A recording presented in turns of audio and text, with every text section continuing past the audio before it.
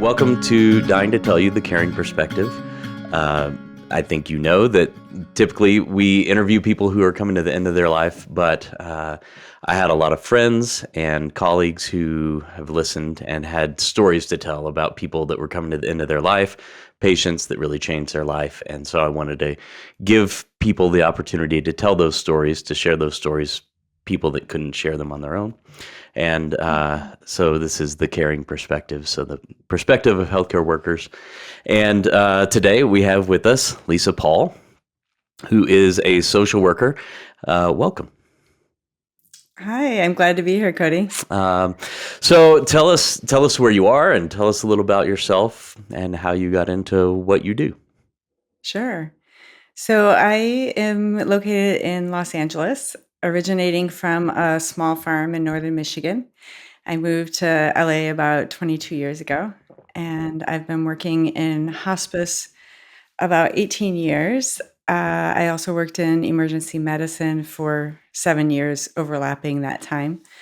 And so I've accompanied a lot of people towards end of life and through that journey. I'm also the co-creator of a couple products to help people talk about death and dying.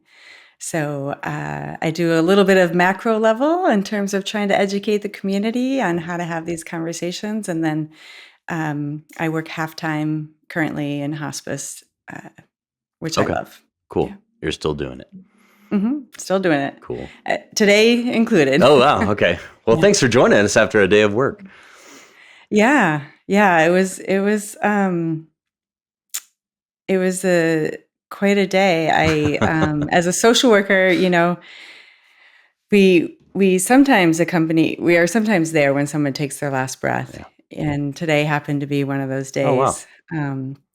And so it's always a little bit more of an intense day when that happens, when you're there in that spiritual and deep moment when someone leaves this world. So it's a good day to have this conversation. Yeah, good. Well, I don't always say, but I often say that our patients are our greatest teachers, and we learn so much. I learned so much from the people that I work with in the hospital. And so that's kind of the idea here, is to share a story about somebody that taught you something. So tell us a story. Sure.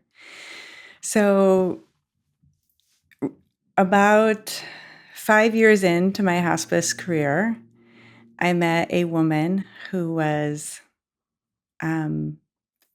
very independent, as many people are. She didn't want to leave her home. She wanted to keep her 6 dogs with her in her home, and she wanted to make it work. She had limited finances. And so as a social worker, I am helping problem solve, right? What services can she qualify for? What can we do to come up with some creative ways so that she can stay in her house? And through all of that experience, I got to know her, I'll call her Linda, really well.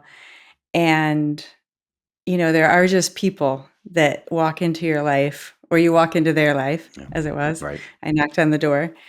And I felt like each time that I left, she had given me a piece of a nugget to kind of chew on. And one of these big nuggets was her willingness to speak so openly about everything going on. And she not only wanted to talk about the fact that she was going to die, but she had all these questions. And she really wanted to just get into the meat of, what do you think happens after we die? No, I don't want to talk to the chaplain about this. I'm an atheist. I don't believe anything happens, but I want to know what you think. And it turned out she was an atheist, but she was an atheist light, as she called herself, because she had some hope that there might be more. Yeah. But with her, we had this last conversation when she was very close to the end of her life, and she told me, there's never been anything that I have wanted or that I have achieved that I didn't at first think was the end of my world. That she had had a pretty rough life, and she had time and time again thought that this was going to be the way that kind of what propelled her in a bad direction. And she gained strength from each of those things. And so I see a lot of suffering. And so I never want to say that suffering is worthwhile because of the gains that are given. Mm. But the way that Linda talked about how much she's grown through her son died by suicide. Her, I mean, she had all these tragedies, right? And she was able to, she became involved with a suicide prevention hotline. She did all of these things based on that. And so her message to me in our time together was, whatever you think is the worst thing probably isn't, and may turn out to be something that changes you forever Yeah. in a positive way, right? So kind of this post-traumatic growth theory, right? That out of tragedy, sometimes good things can come. So that message really has helped me along my life and my career, watching people die, and you can get pretty bummed out, It's a but real bummer. it could be a bummer, and people are devastated, and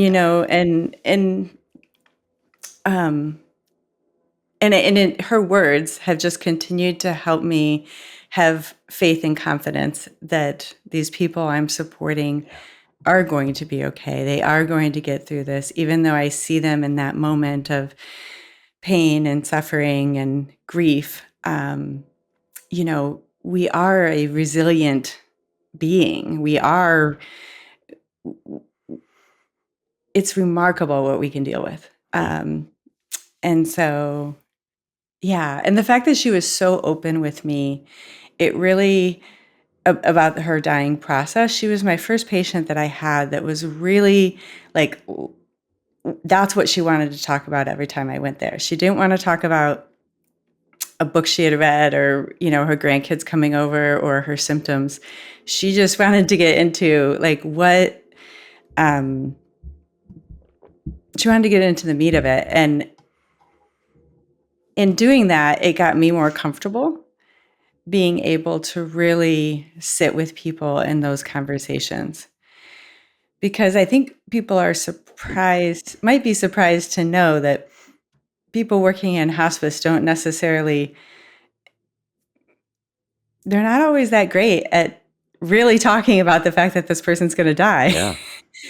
We focus a lot on symptom management and, making sure that there's caregiving in place and these tasks. And we don't always stop and pause and say, how are you feeling about your prognosis and the fact that your time is limited? Mm-hmm. What's going on for you as you think about that? How are you sleeping at night? Are you wondering what's going to happen after you die? Yeah. So she helped teach me how to have those conversations. I love it. It really is. Well, two things that I really love about this. One, this idea that things can be fine or even great after a difficult experience. It's I've had some turmoil at work recently with our team, and just hospital got sold, or acquired or something. I don't know, merged. Yeah. And it's like it's messing up all our stuff. and Mhm. and there's a lot of uncertainty. And one of our social workers said she has this mantra that it could be great.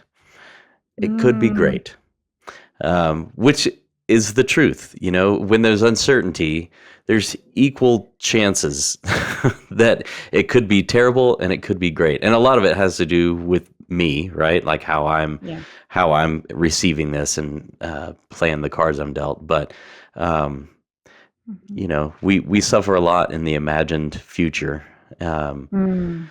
and most of those things never happen. Um, But I also really love uh, you calling out the fact that a lot of, even in hospice, a lot of people have a hard time Mhm. sitting in the uncomfortable space of somebody that's dying and somebody that's Right. wrestling with the dying process or Mhm. the thought of disappearing, from the Mhm. earth or not Mhm. existing anymore. And Mhm. that's, I think, hard because a lot of us who go into these fields are want to be helpers and we want to make things better. And there's just nothing I can say, nothing I can do that takes away that, right? Yeah. They're dying. What Mhm. is there to do about that except Mhm. for sitting there with them in that question, sitting with them in that uncertainty, letting them have that experience, allowing the full experience of whatever's happening, not sweeping it under the rug or trying to make it something it's not. Yeah. And that's really it's a great skill to learn, but man, it's not easy.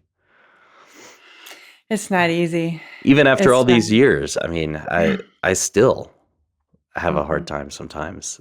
I want to make things Mhm. better. Yes. Mhm. Yeah. Yeah, I find that, I talk to the nurses I work with quite a bit because, my job and your role too is more about talking, right? Yeah. Um, and so my role also is some of these tasks, like helping with Sure. family leave Yeah. and resources and that sort of thing. Um, but our nurses, they spend so much time on symptom management and making sure the patient's comfortable Mm. that they don't have a lot of practice with really like having these kind of conversations. And so today I had planned to see this patient when the nurse was there because the patient had a really rough night. And so I went together with the nurse, or I got there a little after her. And it was clear the patient was actively dying. And I was so glad that I made that judgment call to go today because she's a relatively new hospice Mm. nurse. And she was sitting with the patient, medicating him, getting him comfortable. But there's a whole room of people that are just Right. not being tended to, Right. right? Yeah. He's dying, so she's tending to them. Yeah. And I mean, that's the thing about hospice and the hospital system. Um, when I worked in the ER, I had a whole team of people to kind of, get them all in the room and bring out one family member to go with the chaplain and one over here. And but in hospice, we knock on the door and it might be just me, it might be just the nurse. And so today it worked. It worked beautifully because I was able to tend to the family members. Right. Um, and then as we saw that he was taking his last breaths, we let the family know and they gathered around the bedside and was able to Mm. send him off with beautiful words. And man, that never, it never loses the, the profoundness, you know? Like I said, I've been doing this 18 years and every time I'm in the room that someone dies, it impacts me, Yeah. Yeah. Um, yeah, and I'm sure you've been in the room of many people, Yeah. um, as they've taken their last breath, and yeah, the energy shift in the room,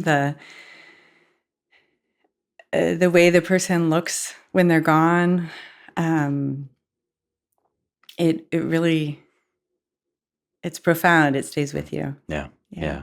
I always love um, well, it feels a little bit like, and I've heard people kind of compare it to laboring, like childbirth. Mhm. There's this anticipation that this thing is happening. Often the patient does seem like they're working hard, Yeah. and then it happens, and there's this, just this sense of relief, which I think Mhm. is often really hard for family to Mhm. acknowledge that they are sad, but they're also so glad that it's done. Yeah. And then they feel guilt about that.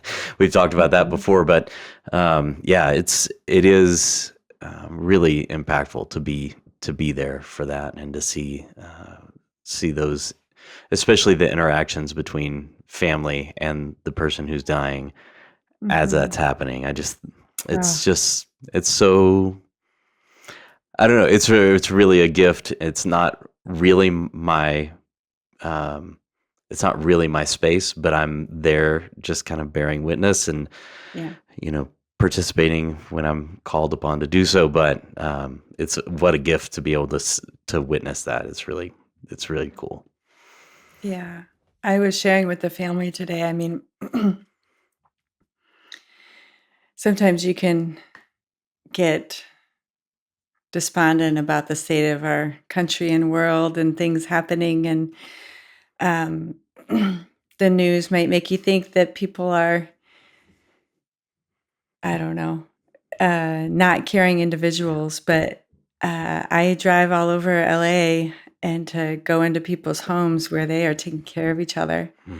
and loving on each other. And that is, I mean, I love that I get to Yeah, see yeah, that kind of love.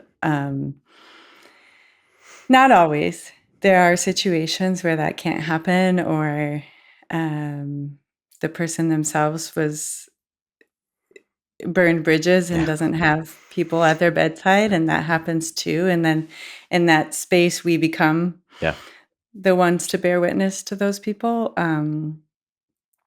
which I believe everyone deserves to have compassion at the end, yeah, regardless of what choices they've made. And yeah. um, yeah. Yeah, I was in the hospital this weekend in the ICU with a patient who was not doing so well. She got a little bit better, but this group of people showed up to be with her, and they most of them were not family. They were just close friends, friends Mm. for 40 years or whatever. And I told them, I was like, I'm it's my favorite thing when people show up for Mhm. other people when there's no obligation. That these Mhm. people didn't have any kind of familial obligation to be there. They just love her. And Mhm. they don't love her because she was born into the same family. They just love her. Mhm. And just to show up in this time, just to be there. She didn't know they were there. She was intubated, sedated. They didn't know, or she didn't know Mhm. they were there, but they were there for her. And Mhm. it's my favorite thing. And I said that it gives me hope. Mhm. It gives me hope for the world, because I know Mhm. that there are people, and I think probably most people are, when it comes down to it, pretty excellent. And I agree. I really think Yeah. so, 'Cause we when see given the people at opportunity. their worst, Yeah. right? We Yeah. see people at these really stressful Yep. times, and they rise to it. Right. And, yeah. Yeah. Yeah. Definitely. So, what does happen when somebody dies? Do you know? Oh, I've got it all figured Oh, out, okay. yeah. Are you saving it for a book, or do you want to tell us? I don't know. Oh, okay. I mean, obviously, I don't know, but, my beliefs have changed over the years. When I first started working in hospice, I was an atheist. I was raised Catholic, um, and that didn't totally align with me, and I kind of kind of generally believed in something, but wasn't sure what. But I didn't necessarily believe in like signs from beyond and all that Yeah. stuff. And but after working around death and dying for all this time and working with bereaved people who have family members, and my father-in-law visited me in a dream, and I Mm. absolutely believe that he visited me because of what he said. So I have changed my Hmm. views. I do think that um, that there are times that people can communicate with us after they're gone, and that may not be. Sometimes that's a dream. Sometimes that's signs of a song, or I keep trying to get. I was really trying to get my mother-in-law to tell me what she would come back as, so then we could like agree on it, you Yeah. know. Yeah. Yeah. But Set it she up. didn't really want to play that game with me. She was kind of like, "I'll be everywhere whenever Uh-huh. you think of me," you know. So, uh, yeah, but I do think that we can. I definitely think there's something afterwards, whatever that is. In my belief, it's not a heaven that's people are sitting around together. Um, but this gentleman that just died, his um, his mom had, been there the day before, and he had, or 2 days before, when he was still communicating, and he had said, "My mom's here." And as you know, that happens so often. I mean, I think the stats are like 25 to 30% of people comment or, allude to that there's someone.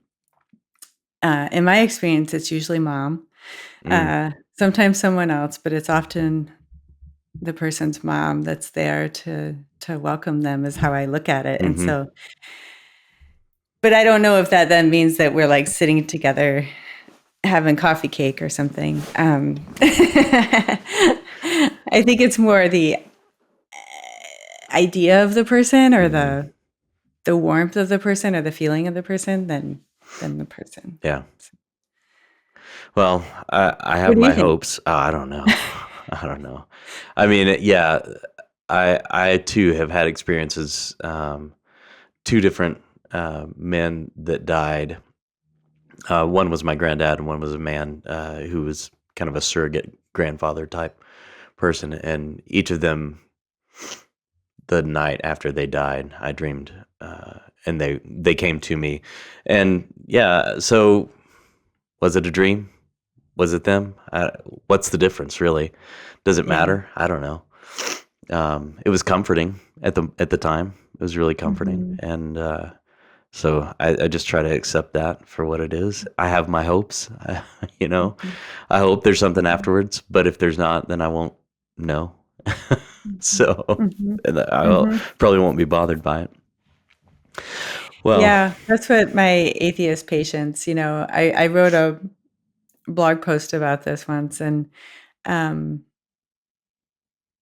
about the comfort that atheists have at end of life. I mean, to me, that's also very comforting. yeah, Like blackout, that's it. You're you have no more struggles of this world. yeah, That's some days that seems very yeah. appealing. uh, Some days more than others. Yeah. yeah, yeah. But I think, yeah, this one woman said to me, I know, I know that I'm going to live on. I know I'm going to live on in my family. Hmm. I know that they're going to um, honor me when they are making decisions. They're going to hear my voice, and that's what gives me comfort, Yeah. is like knowing that I've made an impact, and that they're going to continue on Yeah. with the relationship with me. Yeah. And so I think there's so many ways to think about that. Death feels so final, but we can have ongoing relationships with the people that died. Yeah. It's different. It's certainly doesn't take away the pain of them not being in the physical world Right. anymore. But my mother-in-law, like, she continues to guide me. Mm. I hear her words all the time. She was one of my biggest cheerleaders, and um, I talk to her all the time. I hear her, and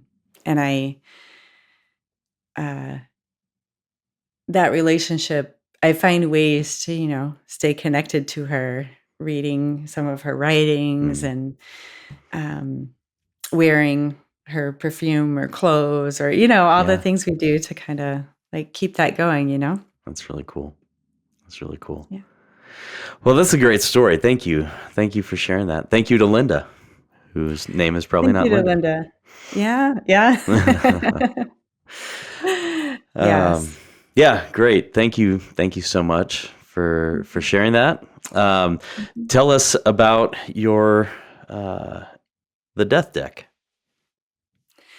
Yeah. So another important patient in my life was Joe. I'm able to say his name because this is part of our story. Joe was in his 40s and he was dying of pancreatic cancer.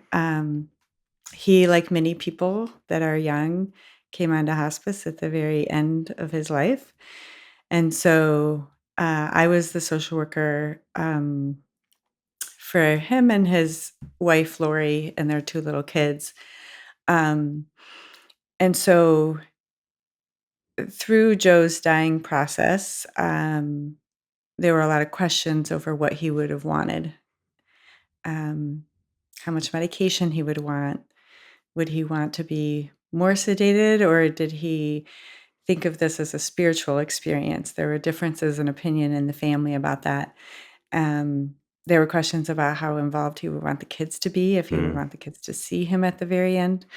Um, Questions about the visitors, because there were a lot of people Oh, yeah. there. And did he want certain people seeing him in that state? And so years later, Lori reached out to me because she was writing a memoir, which, speaking of, is now out next month. But she was writing a memoir, and so we got together and we started talking about how Lori and Joe hadn't had these conversations and how she had had a lot of second guessing in her grief experience and wondering, right? There's so much second guessing in grief, Oh, for sure. especially when conversations haven't happened, right? Right. So we started talking about how can we help people begin talking about death and dying and what they would want before a medical crisis or a terminal diagnosis begins. Because once you're given a terminal diagnosis, which I just experienced with a friend who is now already dying, Oh, wow. and there's not good opportunity, Yeah. in that Yeah. Once it whirlwind. started. Yeah. Oops, because it's like treatment and um, so how can we help people before that time when we can talk about death in a way that can be a little bit abstract and playful, but get to the meat of people's preferences and their thoughts and beliefs on it. So we developed the Death Deck in 2018, and it uses multiple choice questions and humor to kind of lighten the topic up. So and then in 2023, we developed the EOL deck, which is our softer version, which is the one I use with my hospice patients to really kind of talk about end of life preferences. It's also multiple choice.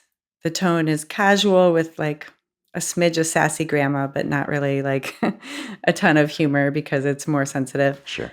But yeah, and I have a couple more in the works that I'm working on to try to expand the conversations. But that working on these projects has really helped me kind of stay in the space because it does get depressing at times, or it gets sad at times, not depressing, but it gets sad. And being in a lot of the sadness comes because people are coming onto hospice so late Yeah. and we don't have time to support the families. They're like deer in headlights all the time and they don't understand what happened. And so being able to try to, within both decks, we do some education on hospice and palliative care. We try to help people know more about their options and know more so they can be more informed when that time comes. And so that has helped me kind of uh, find meaning in that space, Right. and a little bit only half time at the bedside, which Yeah. is a good combination. Yeah, I can imagine. Uh, tell people where they can find the Death Deck. So you can get them both on our website, thedeathdeck.com. The Death Deck is also available on Amazon. The EOL deck is just on our website. Okay, cool. Mhm. We'll put a link in the show notes. Cool. Yeah. Well, thanks so much. Thank you for joining us on Dying to Tell You the Caring Perspective. Yeah, good job. We did it. We did it. Thank you, Lisa, for sharing your story with us on the podcast. I especially appreciate you joining us after a day of patient care. You can find out more about Lisa and the Death Deck at thedeathdeck.com, or you can find a link in the show notes. I have the Death Deck, and I appreciate the sense of humor with which it was created and the lively conversation it sparks. Thank you for listening to The Caring Perspective. Season 3 of Dying to Tell You is well underway. We have several excellent interviews of people living with serious illness already recorded, but we're always looking for more. So if you or a loved one is living with a life-limiting illness, you do have a story to tell. Let's tell that story together. Go to our website, dttypodcast.com, and click the Share Your Story link to get started. Remember, you can watch all episodes of The Caring Perspective on YouTube, and please subscribe to our YouTube channel. We have more guests coming each week with thoughtful stories of hope and learning at the end of life. Thanks again for listening. This is Dying to Tell You, The Caring Perspective.